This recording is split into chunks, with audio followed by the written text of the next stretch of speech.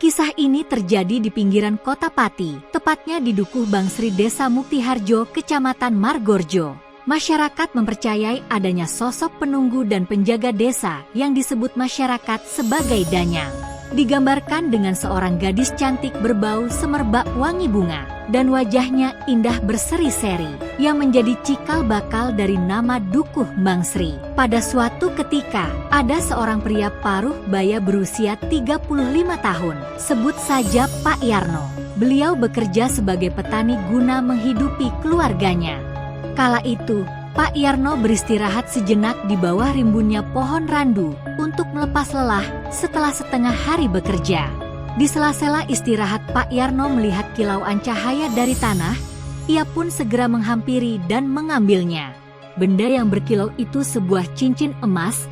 Pak Yarno pun segera mengambilnya dan bergegas pulang ke rumah untuk memberitahu istrinya, sebut saja Bu Lisah. Pak Yarno dan Bu Lisah pun berniat untuk menjual cincin itu di esok harinya untuk menyambung hidup. Malam pun tiba. Pada saat tidur, Pak Yarno bermimpi didatangi seorang wanita cantik berbau semerbak wangi kebang dan wajahnya berseri-seri. "Di mana cincinku?" sahut wanita itu di dalam mimpinya. Pak Yarno pun terbangun dan menceritakan mimpinya itu ke istrinya di pagi hari. Istrinya berkata, "Pak, sepertinya cincin itu milik Mbah Danyang." Istrinya pun menenangkan Pak Yarno dan menyarankan untuk segera berangkat bekerja. Tanpa disadarinya, badan Pak Yarno mulai terasa demam tinggi dan merasa sesak nafas. Loh, Pak, kenapa?" tanya istrinya. Merasa kejadian yang dialami suaminya, Bu Lisah pun bergegas menuju kediaman Mbah Narmi, sesepuh di desa tersebut. Sesampainya di rumah Mbah Narmi, Bu Lisah pun bercerita kejadian yang dialami suaminya.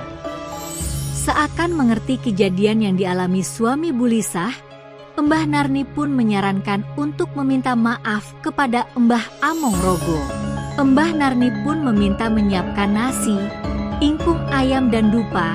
Bu Lisah pun bergegas ke pasar. Semua itu harus pakai uang hasil penjualan cincin itu. Sisanya boleh kamu gunakan untuk sesuai keperluanmu. Sepulangnya dari pasar, Bu Lisah pun meminta tetangganya untuk membantunya memasak. Beberapa waktu berlalu, semua yang dipersiapkan sudah siap.